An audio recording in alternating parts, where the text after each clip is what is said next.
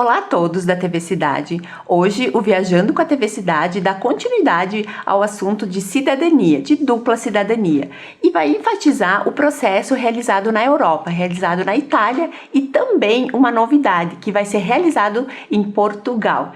E para nos esclarecer, nos auxiliar, a gente está recebendo diretamente da Itália o David. Isso, acertei? Isso, David, correto.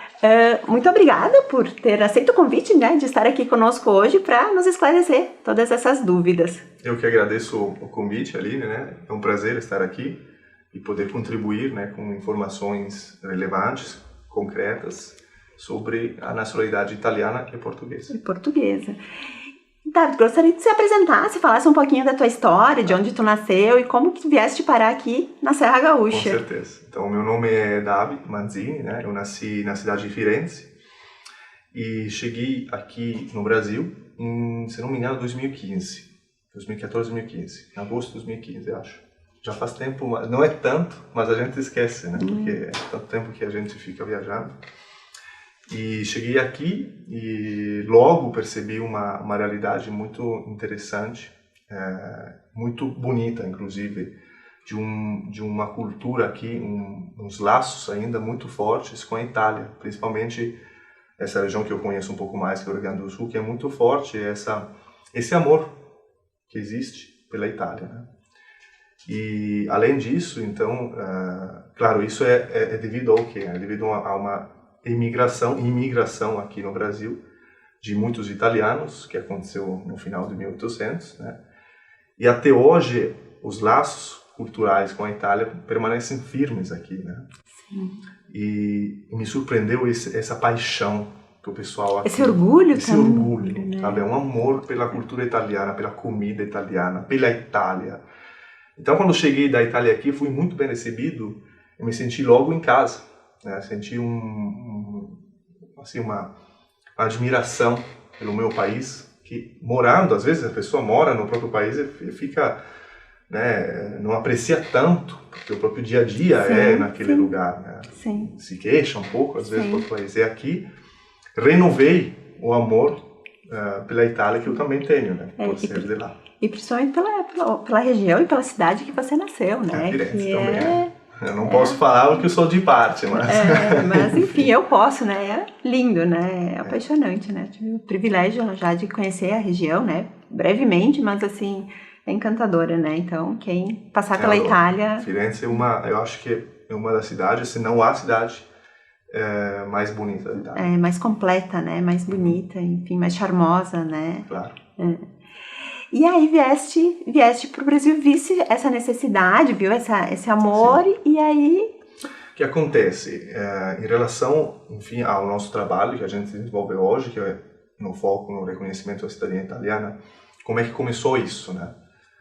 Inicialmente eu atendia clientes para aulas de italiano, né, e traduções do português para o italiano. De certidões? De certidões, basicamente. Claro, eu fazia também outros tipos de trabalho de intérprete, né, interpretariado, de contratos, mas a quantidade maior de trabalho, a demanda maior é a vinda sempre de certidões. E isso, né, suscitou uma certa interesse, né? O que é isso? Porque, na verdade, nós na Itália, italianos que nasceram, viveram lá, não temos essa noção desse mundo que existe lá fora, dessa comunidade italiana tão grande, tão forte que existe fora da Itália.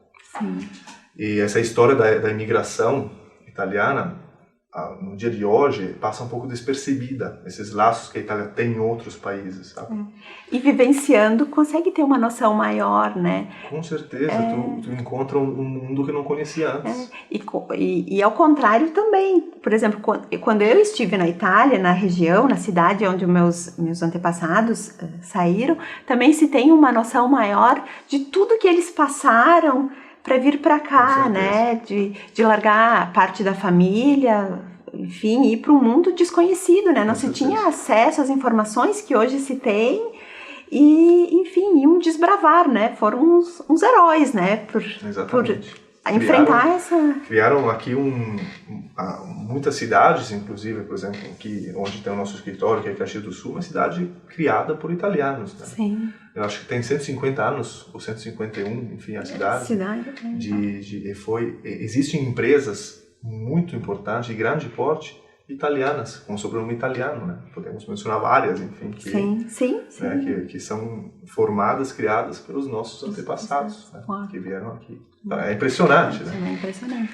E o que acontece? Então, lidando no meu dia a dia sempre com pessoas que estavam programando uma viagem para a Itália, seja turismo, seja até para o reconhecimento da cidadania, eu vivenciava junto com eles essa experiência e esse projeto de vida que eles tinham, né? De reconhecer a cidadania italiana. Sim. E aqui que eu vi algumas situações, né, que são importantes de ser sublinhadas, né, salientadas, que é, em primeiro lugar, como eu já falei, né, esse desejo do ítalo brasileiro em abrir as próprias portas, né, para o mundo, tendo o resgate das próprias origens e então tendo um passaporte, uma outra cidadania, nacionalidade europeia, né? Em segundo lugar, existe uma inércia, uma falta de interesse muito grande por parte da administração pública italiana. Ou seja, claro, depois a gente pode entrar mais no detalhe, mas os consulados italianos aqui no Brasil, eles possuem uma pequena força de trabalho, uma possibilidade reduzida de atendimento. Até hoje não teve interesse por parte do governo de ampliar essas estruturas para conseguir atendimento. Você sabe o motivo desse não interesse, assim, desse desinteresse de... São questões tanto políticas também quanto econômicas, né, da Itália. Sabemos que, inclusive, a Itália passou por crises econômicas fortes, né, e, enfim, a possibilidade de atendimento dos consulados é muito restrita nesse momento. Então, essa demora e essa questão que não a oferta e a procura acaba que o fluxo não anda, seria pelo número reduzido de da possibilidade trabalhadores. De atendimento. Não é pelo interesse, não tem nada a ver com, por exemplo, não quero que muitas pessoas tenham a cidadania. É mesmo mais... Eu não posso afirmar isso, né, porque podem ser visões pessoais, né, subjetivas minhas. De forma objetiva, o que eu posso dizer é que a administração pública não possui recursos suficientes para atender à grande demanda. Sim, agora, o motivo, né, a raiz disso pode ser de vários fatores, né? E então, a partir disso, o que acontece? O cidadão, tendo um direito que não está sendo atendido, de uma certa forma prejudicado, busca alternativas. E essas alternativas ele busca onde? Busca em profissionais, né? Como é que eu faço para resolver isso? E aí, que é o terceiro ponto, vi falta de profissionais competentes na área. Muitos clientes meus me relatavam, voltando da Itália, tendo efetuado o processo lá, fui mal atendido, passei mal, passei necessidade, cheguei no aeroporto, não tinha ninguém para me atender, ou me atenderam, mas não sabiam exatamente como é que era, eu mesmo tive de me virar. Eu disse, como assim?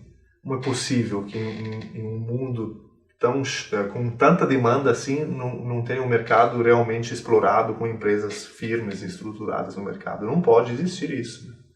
Claro, existem empresas, mas são pouquíssimas as empresas firmes, estruturadas, organizadas, preparadas para atender.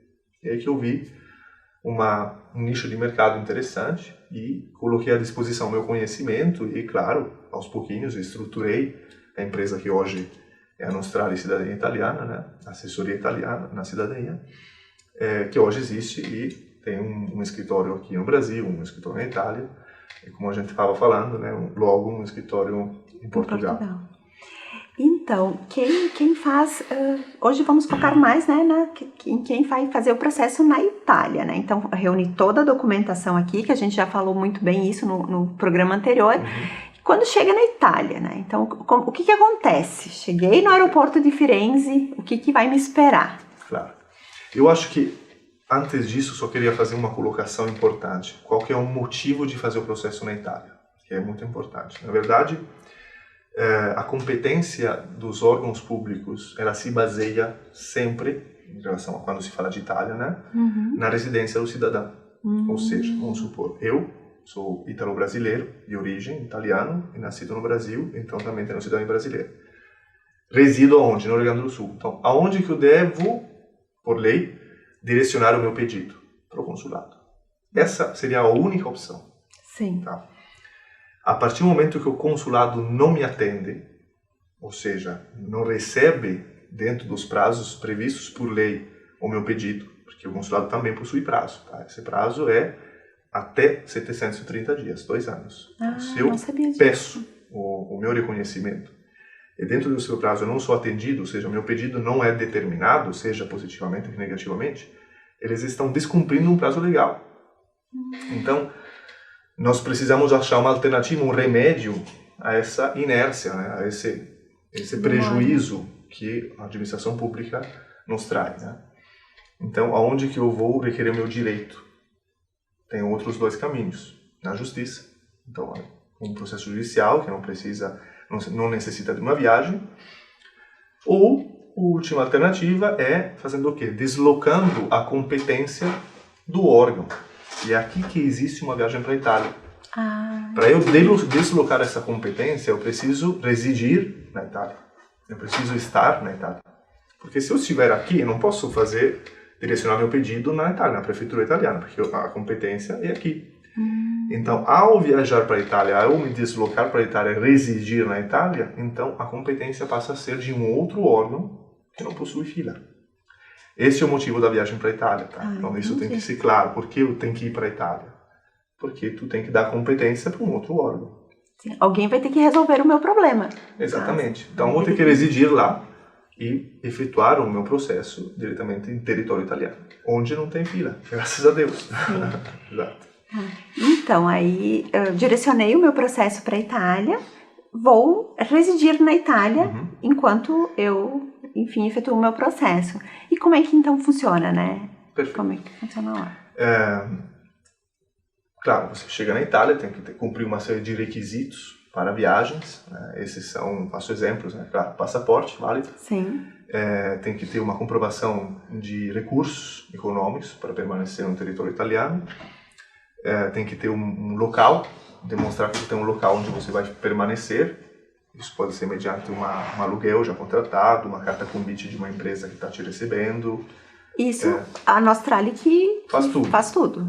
A partir do momento que tu viaja conosco, nós enviamos um manual, né, com todas as orientações de viagem, porque nós vamos cumprir com várias exigências legais, não é só cidadania. Ao entrar no território italiano, tu já tem que cumprir com o Código da Imigração Italiana. Entendi. Ou seja, você ainda é um estrangeiro entrando em outro país. Embora você tenha um permesso, um visto que é previsto pelos acordos internacionais de 90 dias, você é ainda um estrangeiro. Então você tem que entrar na Itália, tem um lugar onde ficar e começar o seu processo. Quando você chega na Itália, tendo então cumprido todos esses requisitos, chega finalmente na cidade de Firenze, conosco, geralmente é o aeroporto de Firenze a chegada, e quem vai estar te recebendo lá é a nossa empresa. Geralmente é o Caio, né, que trabalha no escritório de lá, que vai estar lá fora do aeroporto esperando você. Para mim, assim, como eu já pesquisei várias agências, é o grande diferencial, né, de ter o acompanhamento aqui e lá. E lá.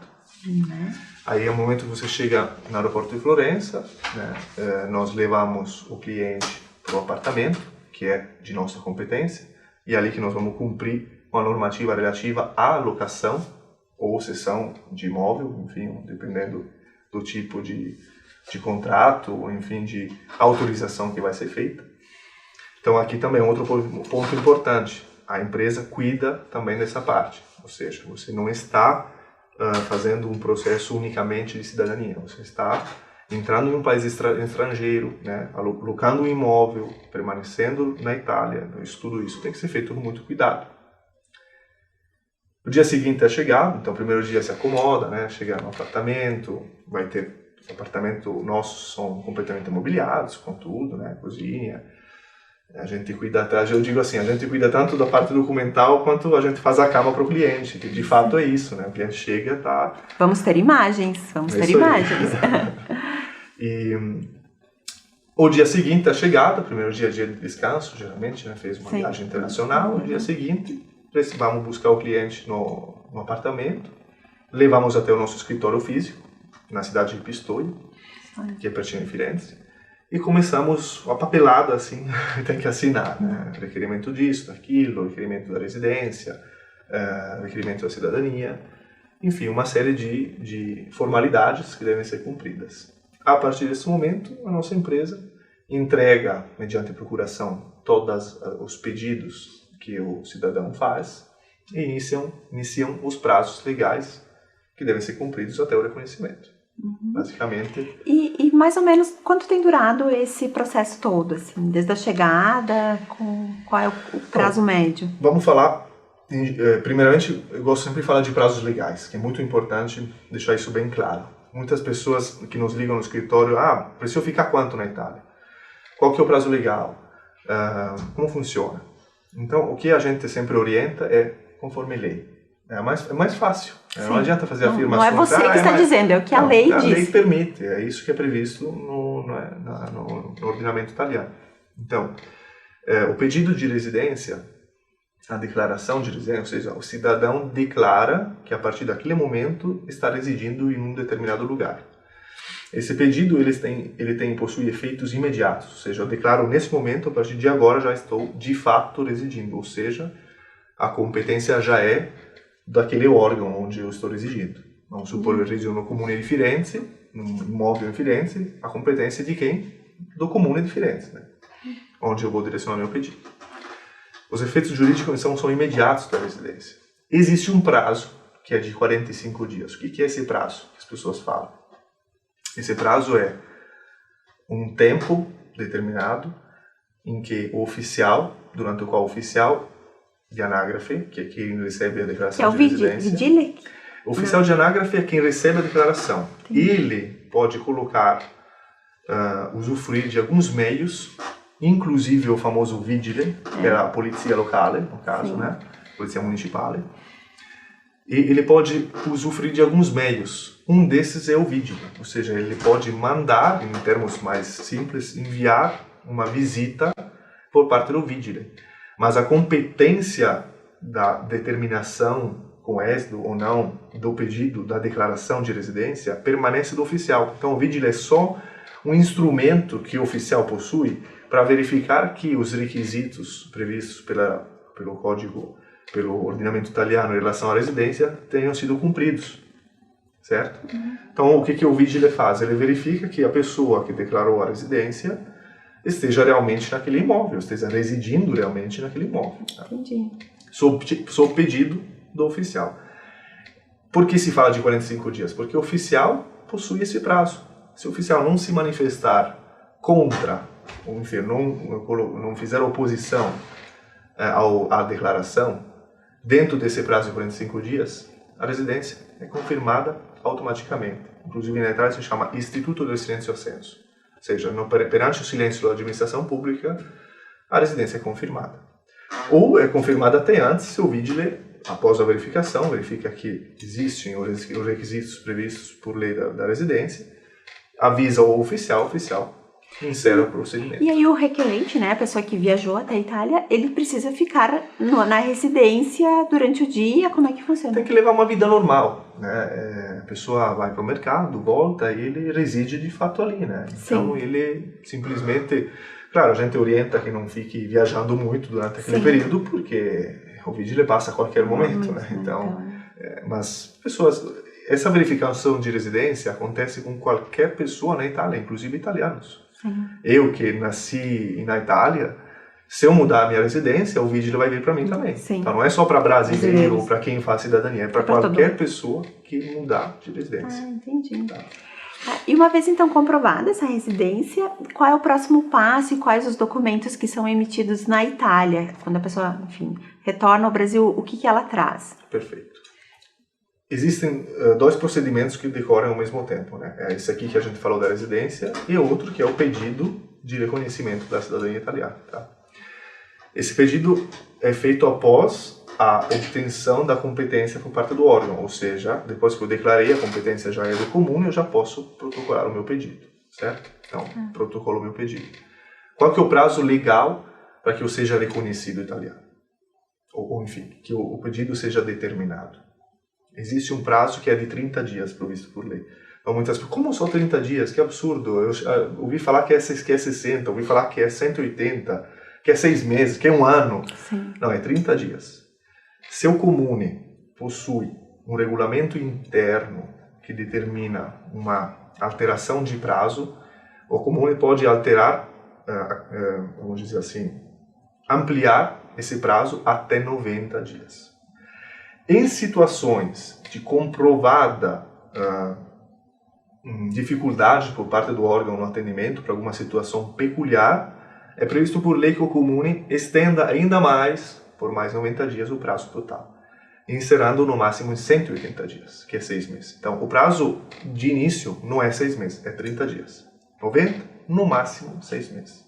Comprovando a real situação de dificuldade comum. Então, não é que é 6 meses. Não, tem que dizer por quê.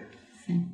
Após o reconhecimento, então, existe esse prazo onde o oficial de Estado Civil, que recebe o pedido, faz uma série de verificações, olha toda a documentação comprobatória da origem italiana, faz as verificações junto com os outros órgãos, com os consulados, enfim. Uma série de formalidades que devem ser cumpridas e, por fim, finalmente, emite o provvedimento de reconhecimento, ou seja, reconhece a cidadania, desde o dia que a pessoa nasceu, tá? E transcreve os documentos, o que significa você tem uma certidão de nascimento brasileira e uma certidão de casamento brasileira, vamos supor, se você for casado. Então, esses dois documentos vão ser transcritos dentro dos livros italianos e você vai ter uma certidão de nascimento e casamento italiana. A partir daquele momento, você é um italiano residente na Itália, com a sua certidão de nascimento, a sua certidão de casamento, e pode solicitar, finalmente, carteira de identidade e o passaporte. E aí já volta da Itália com toda essa documentação. Exatamente. Entendi. Então aí finalizou finalmente o passaporte italiano, a carteira de identidade e abriu as portas. E aí é um cidadão italiano, né? Exatamente. Você é um cidadão italiano. Como eu, que com nasci deveres lá, e obrigações. Direitos, né? Obrigações, enfim. E agora me fale um pouquinho da cidadania portuguesa, que parece que teve modificações. Com certeza. E aí gostaria que falasse que não é tão divulgada, né? Que a gente tem muita questão do italiano, né? Mas tem muito descendente de português. Então, gostaria que me falasse um pouquinho, brevemente, da cidadania portuguesa. Então, a novidade nossa como empresa é que estamos abrindo, no 1º de novembro, teremos o escritório na cidade de Porto, em Portugal.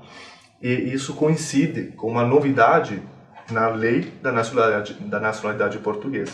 Por quê? Houve uma alteração que foi aprovada há pouco no parlamento português, que teve várias alterações. A mais pertinente, mais relevante para nós em relação ao reconhecimento, à concessão, né, da nacionalidade portuguesa por atribuição ou, enfim, por descendente, como filho direto, está em qual sentido? O neto de português, até hoje, para conseguir ter deferido o pedido de reconhecimento, ele devia comprovar a manutenção de laços culturais com a comunidade portuguesa. Isso sendo mediante viagens a Portugal, ou tendo, por exemplo, imóvel em Portugal, quem sabe tendo participado de centros culturais portugueses, comprovar isso, né, para conseguir finalmente ser reconhecido português. Essa novidade na lei de Portugal é que não há mais necessidade dessa comprovação.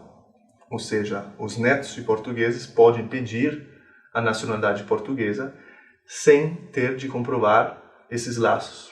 Que se tornou parecida então com a italiana. Exatamente, claro, existe um limite, porque é até o neto. Né? É só 3 gerações. Exatamente. E na italiana não há limite de geração. Né? Por enquanto. Por enquanto. E aí a gente entra também em outro assunto. Mas, enfim, então, hoje, provavelmente, essa lei vai entrar em vigor no início do ano que vem, né? No mês de janeiro, provavelmente. Então, aí vai se abrir mais uma porta para todos aqueles que não tinham como comprovar essa situação, mas tinham um avô, uma avó portuguesa. Interessante, né? E nós estaremos prontos para atendê-los diretamente em território português. Então fica aí a dica, então, para quem está nos assistindo, que tem a possibilidade, né, da cidadania, do reconhecimento da cidadania portuguesa, que pelo que eu percebi, então, uma alteração bem importante, bem grande na lei, né, no regimento. Claro. Olha, nosso tempo, né, infelizmente, rápido, né? Passa rápido, né, tínhamos tantas coisas a mais para falar, mas então já fica o convite para um próximo momento para nós falarmos mais, né, desse assunto que interessa muito as pessoas, né, as pessoas têm muitas dúvidas. Muitas.